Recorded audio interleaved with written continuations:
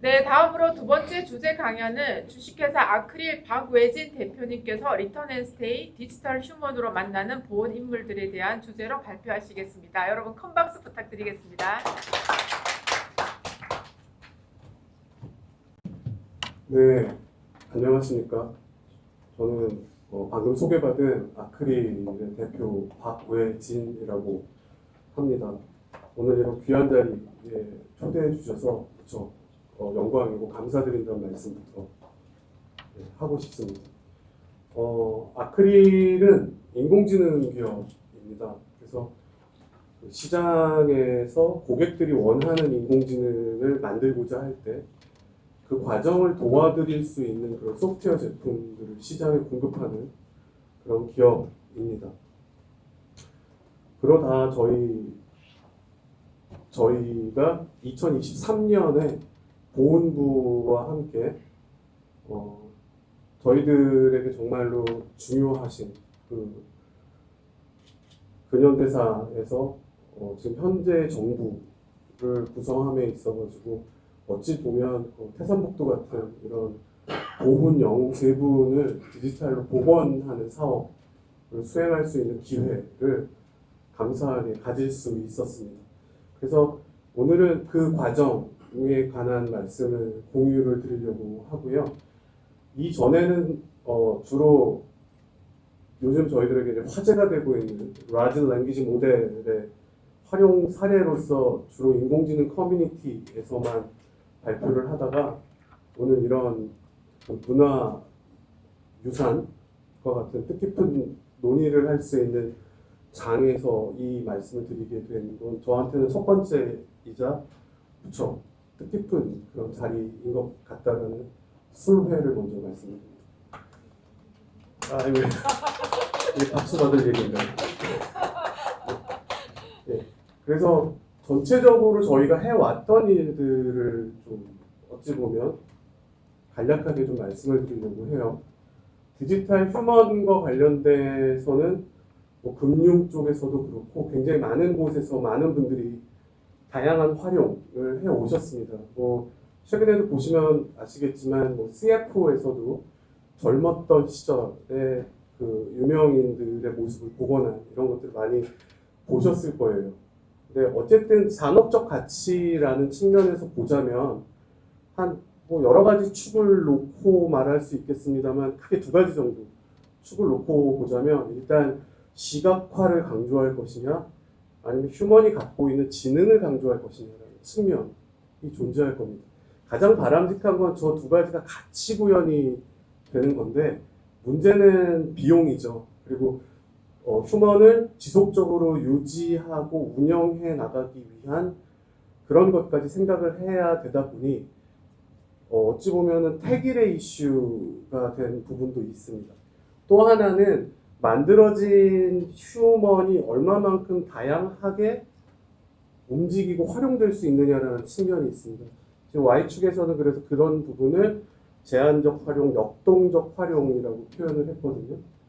그 디지털 휴먼을 뭐 이렇게 실생활에서 혹시 키오스크나 이런 데서 경험을 해보셨으면 되게 제한된 그 움직임을 갖는 경우가 굉장히 많거든요. 그러면 그거를 좀 더 그 많은 움직임을 갖도록 비주얼 생산성을 높이는데 치중을 할 것이냐.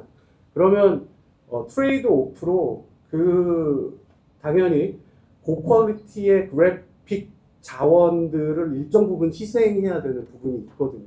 그러다 보니까 저 4분면에 지금 저희들이 만날 수 있는 디지털 휴먼들의 종류를 좀 나열을 할 수가 있을 것 같습니다. 지금 장표가 흐릿해서 잘 안 보이시겠지만 저희들이 보통 수학 시간에 말하는 3, 4분면이 굉장히 멋진 비주얼을 갖고 있는 디지털 휴먼들이다라고 보면 거기서 2, 4분면으로 올라가면 이제 생산성, 비주얼 생산성이라는 측면을 볼 수 있을 것 같고 4, 4분면으로 가면 지능화가 강조가 되는 것이거든요. 그래서 저희들이 생각했을 때는 1, 4분면에 위치한 디지털 휴먼이 가장 바람직할 것이다 라고 생각을 했습니다.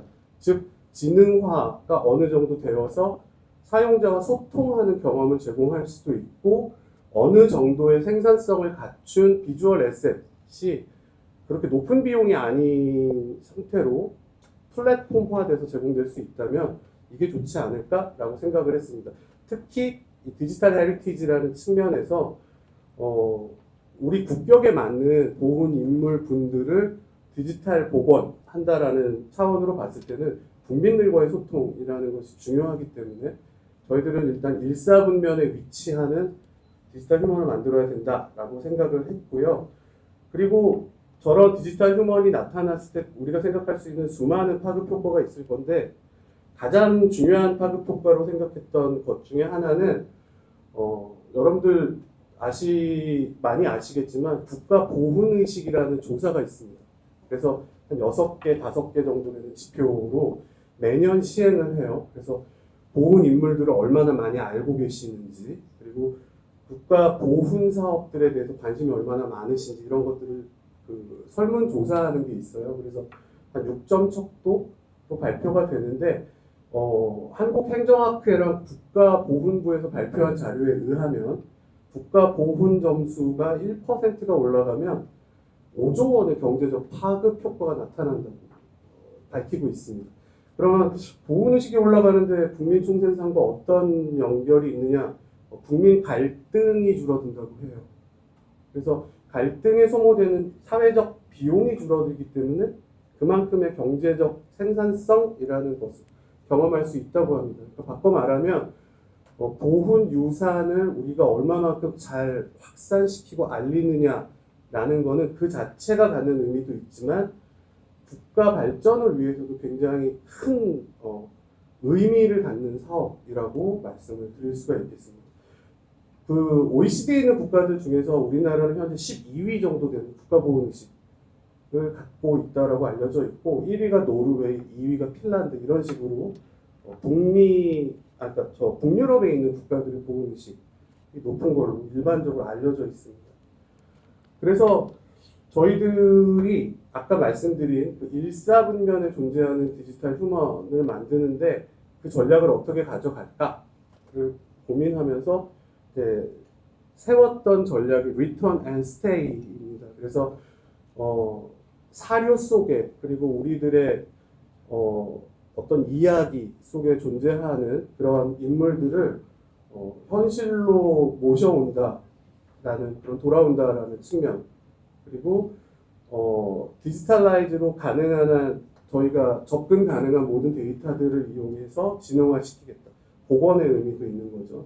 그러면서 그분들이 꿈꿨던 시대로 돌아가기 위한 어떤 조그만한 기여가 됐으면 좋겠다. 뭐 이런 뜻으로 리턴이라는 말을 썼고 복원만 하면 안 되고 어쨌든 저희 생활 속에 남아 계셔야 되니까 스테이라고 했습니다. 그리고 이 리턴 앤 스테이는 그냥 광고 카피는 아니었고요.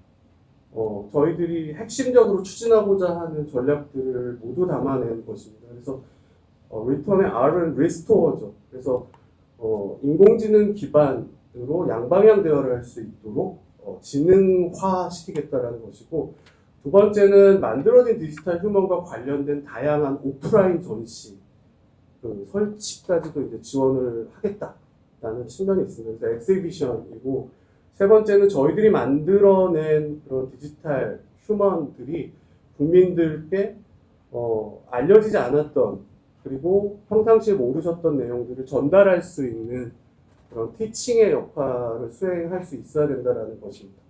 그리고 디지털 휴먼을 물론 저희들도 굉장히 많이 부족한 상태로 지금 현재 만들긴 했습니다만 디지털 휴먼이 동작하기 위해서는 기본적으로 굉장히 많은 거대한 인공지능들이 한꺼번에 운영돼야 되거든요.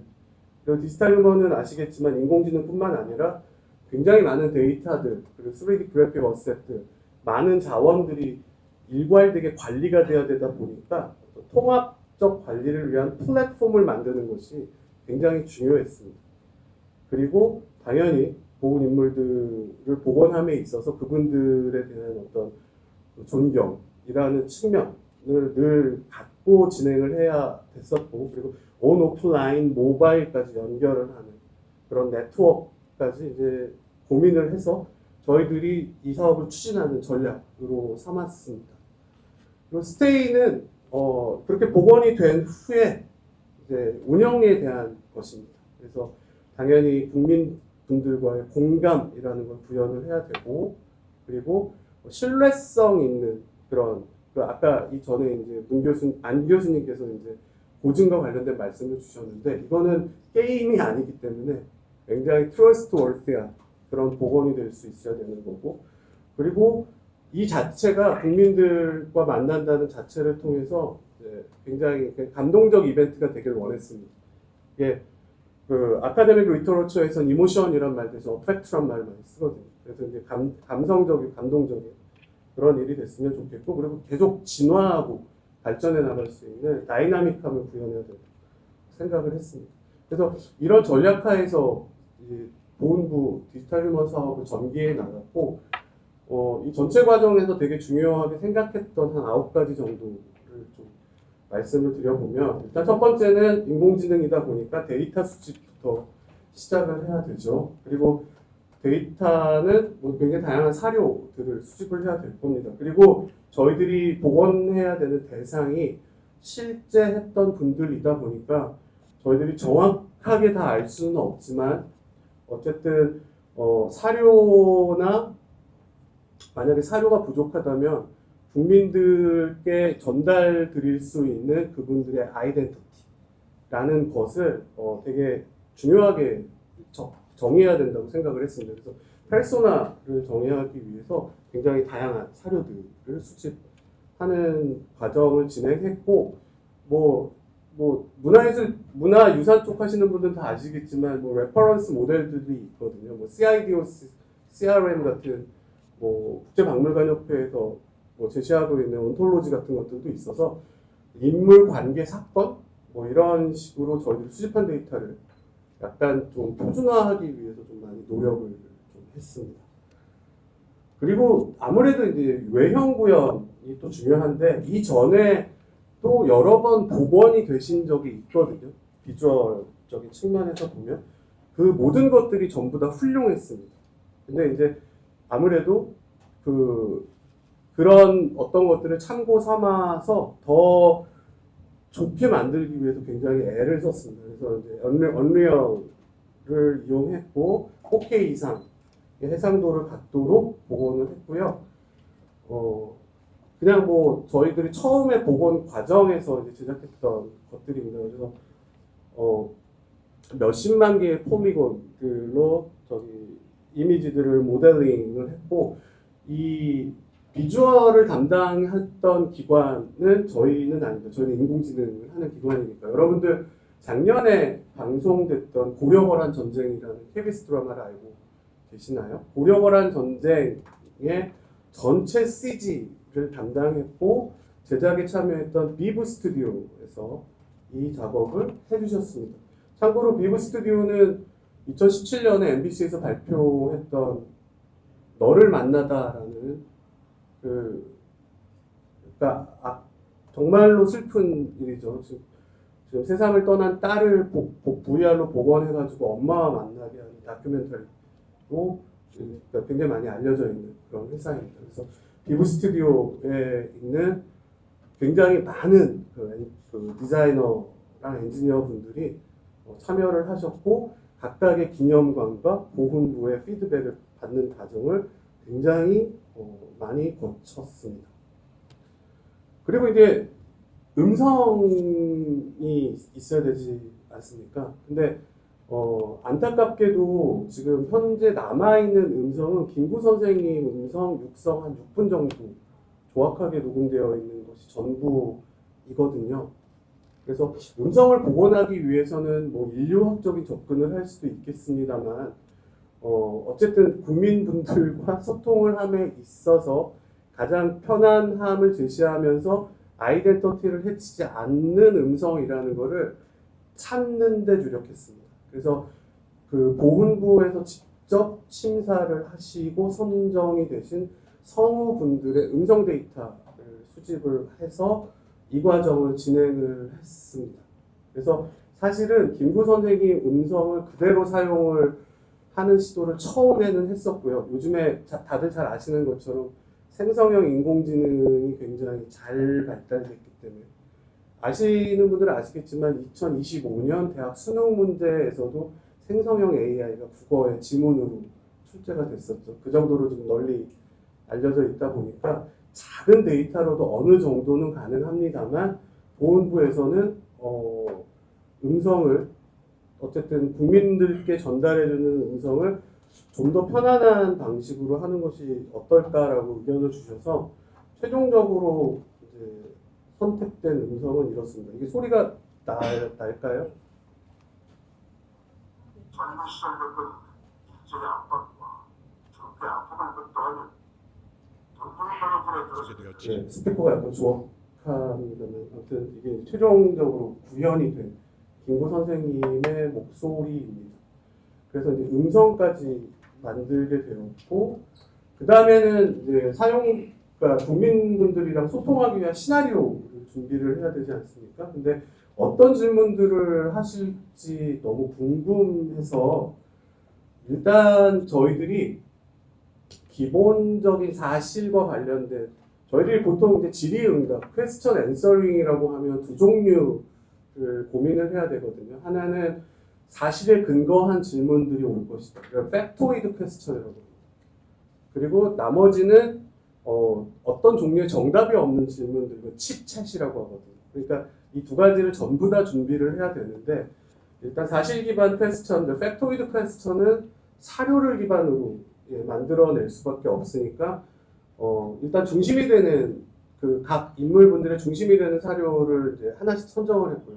그러니까 100범일지 뭐 100범어로 그리고 안중근 의사 같은 경우는 숙모회랑 그 기념관에서 편찬한 안중근 안솔로지라고 되게 멋진 제목이죠. 예, 그런 그 전기가 있고 윤봉길 의사와 관련돼서도 이제 서울대 교수님께서 저술하신 매헌 윤봉길 편전 이런 게 있거든요. 이 외에도 이제 저희가 수집할 수 있는 그런 그분들의 행적들과 관련된 사료들을 모아서 거기서 일단 LMM을 통해 가지고 가능한 모든 질문들을 일단 만들었습니다. 그리고 만들어진 질문들은 이 역사학 교수님들을 통해 가지고 리뷰를 받았고요. 그렇게 해서 한 7,000개 정도를 만든 다음에 기념관을 많이 방문하시는 타겟 연령층 중에 초중고가 있거든요. 단체 관람을 하세요. 그래서 미리 초중고를 이제 선정을 해가지고 학생들 100분 정도한테 만약에 앞에 김구 선생님이 있으면 어떤 질문을 할 것 같아라는 설문조사를 했습니다. 그렇게 해가지고 한 15,000건 정도의 사전 질의응답을 받았어요. 이 사전 질의응답이 왜 중요하냐면 현존하는 모든 LMM들 저희 여러분들 뭐 다 챗GPT나 뭐 클로드나 뭐 최근에 뭐 논란이 되고 있는 딥식이나 많이 써보셨잖아요. 응답 시간이 걸리거든요. 근데 그 키오스크 같은 데서 사용자가 톨러러블 할 수 있는 시간이 뭐 연구 결과에 따라 조금씩 차이는 있지만 3, 4초 정도예요. 근데 지금 거대한 인공지능들이 여러 개 동작한단 말이죠. 질문이 들어가면 음성 인식도 해야 되고 추론도 해야 되고 만들어진 답변을 다시 음성 합성도 해야 되거든요. 그런데 사용자가 감내해낼 수 있는 실시간적인 반응을 하기 위해서는 추론 시간을 좀 줄여주는 수밖에 없거든요. 그래서 사전에 굉장히 많은 시나리오를 정해야 하는 그런 작업들을 해서 그런 응답 시간을 좀 줄이는 그런 일들을 좀 했습니다. 그래서 뭐 어떤 종류의 질의응답 그리고 이런 질의응답들은 굉장히 빈번하게 일어난다라는 거를 경향을 보고 그런 시나리오 같은 것들을 구축하는 작업들을 했습니다. 그리고 나서는 이제 디지털 휴머를 동작시키기 위한 다양한 인공지능들을 탑재를 해야 되는 상황이 되었죠. 그래서 지금 현재 복원된 보훈 영웅들에 사용되는 인공지능들은 대부분 다 오픈소스 LMM들로 구성되어 있습니다.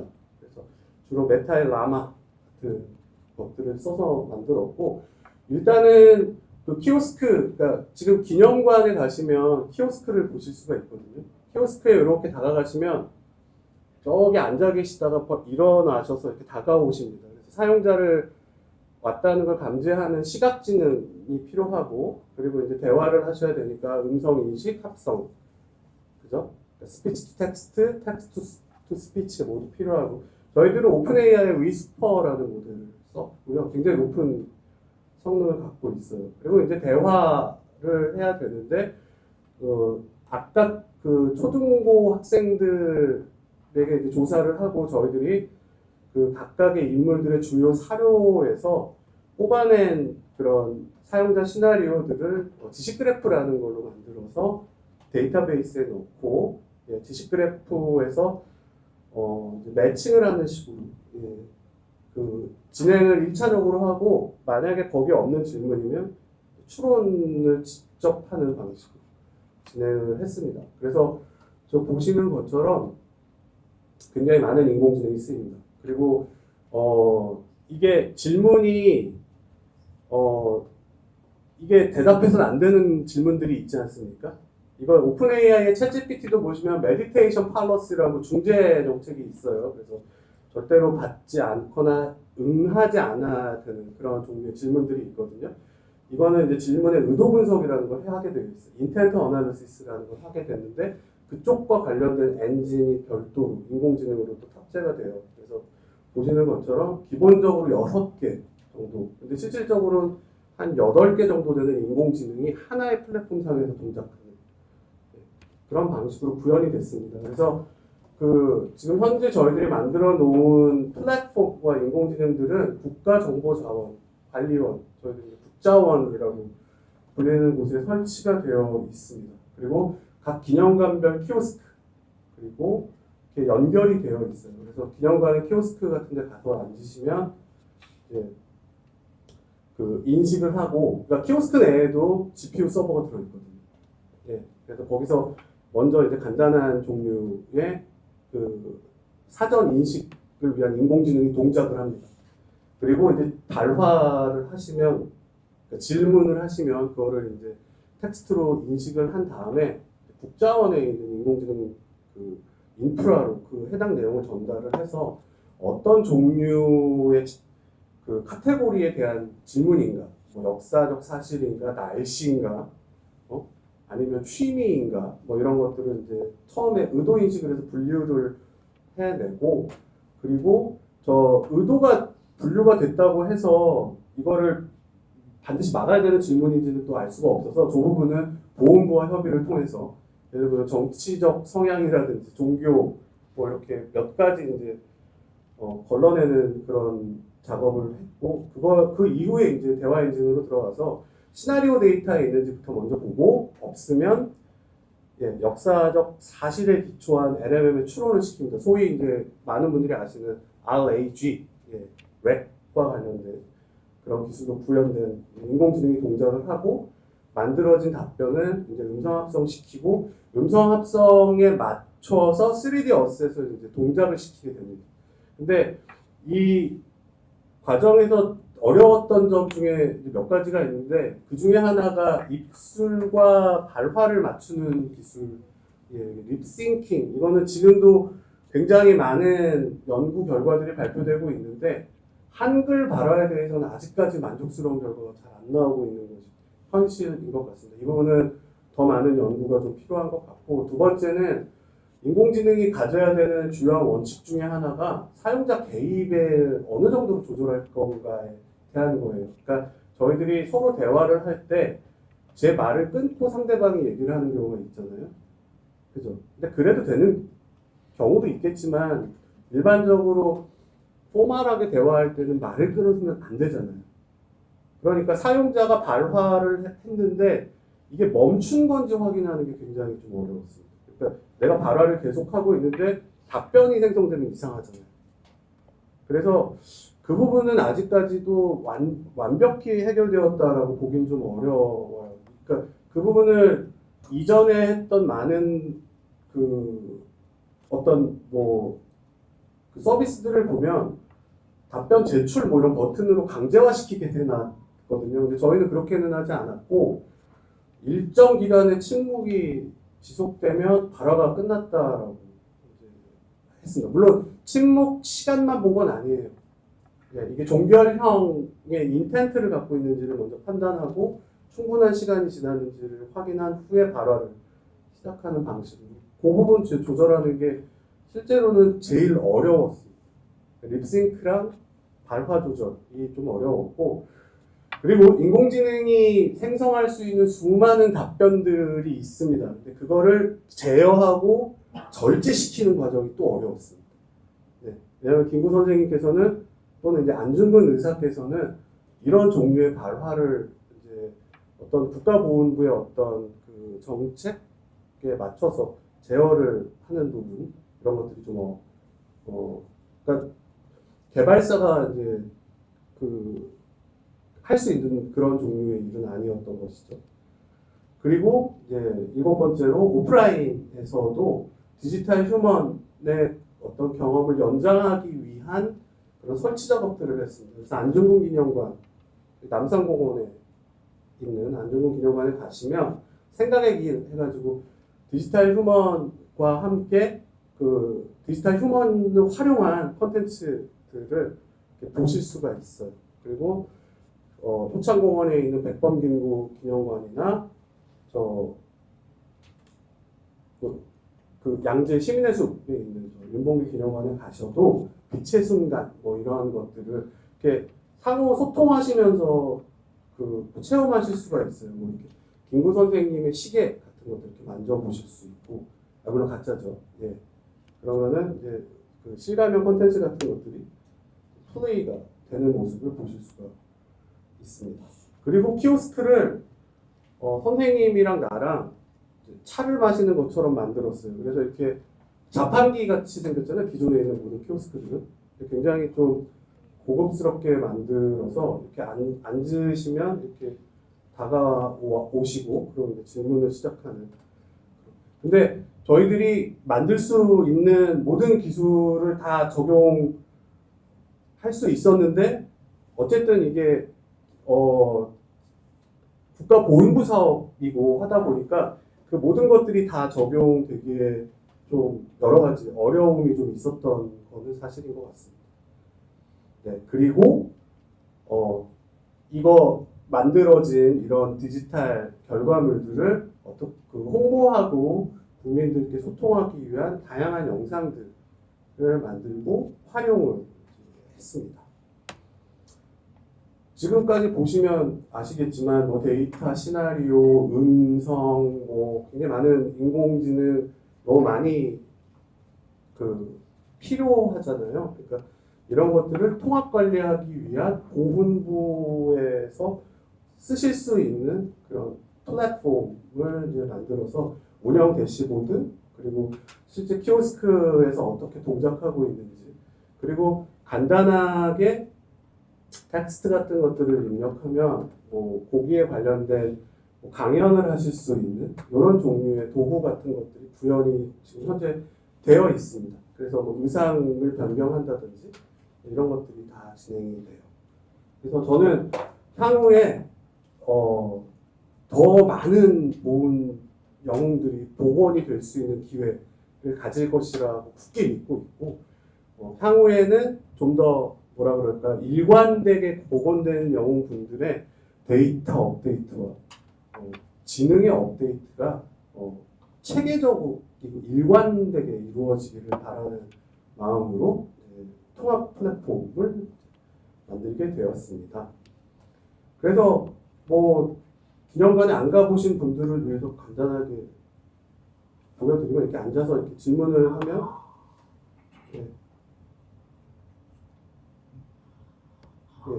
그러면 이제 대답을 하시죠. 근데 이거보다 이제 이걸 보시면 좋은 것 같아요. 요 멀리 앉아 계시거든요. 착석을 하면 이렇게 일어나서 걸어오세요. 그리고 나서 이제 인사를 하시면서 이제 대화를 시작하는 방식입니다. 그래서 한번 기념관 같은 데 가시면 한번 좀 대화를 한번 나눠보시면 어떨까 라는 생각이 좀 들어요. 그리고 이건 저희와 보훈부가 이 프로젝트를 알리기 위해서 만든 홍보 영상입니다.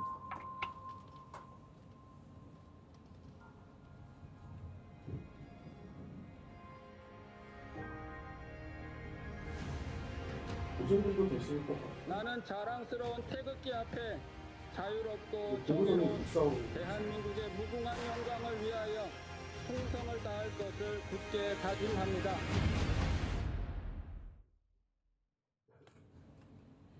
박수가 후하셔서 너무 감사합니다. 네. 그리고 예, 23년에 있던 순국 선열의 날 기념식에 저희가 만든 디지털 휴먼이 사실 최초로 공개되었고요. 이때 추도문을 낭독하십니다.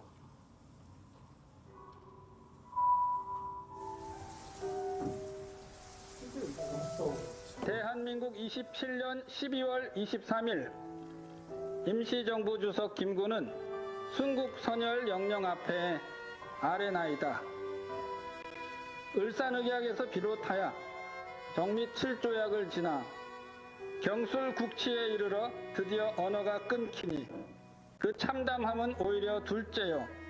부끄러움과 욕됨이 흑의 다람을 그 무엇으로 견디어내리오.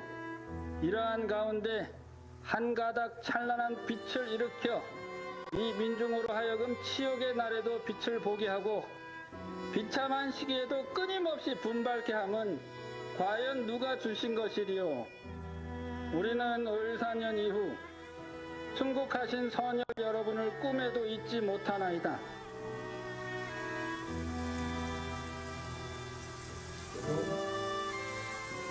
네, 이게 TV로도 생중계됐고 유튜브로도 나갔는데 예, 이렇게 또 활동을 하셨습니다. 그리고 예, 요거는 보여드리진 않겠지만 연예인분들도 많이 왔다 가셨습니다. 그래서 박명수 님 그리고 저 백종원 셰프 뭐 이런 분들 오셔가지고 그 인터랙션하는 것이 공중파를 통해 가지고 방송이 된 적이 있고요. 작년 현충일에는 올림픽공원에 팝업이 있었는데 제가 이 영상 보여드리는 이유는 이 안에서 OX 게임을 하실 수가 있었어요. 김구 선생님이요. 그래서 이제 O랑 X가 적힌 이 팻말을 나눠드리고 김구 선생님이 문제를 내십니다.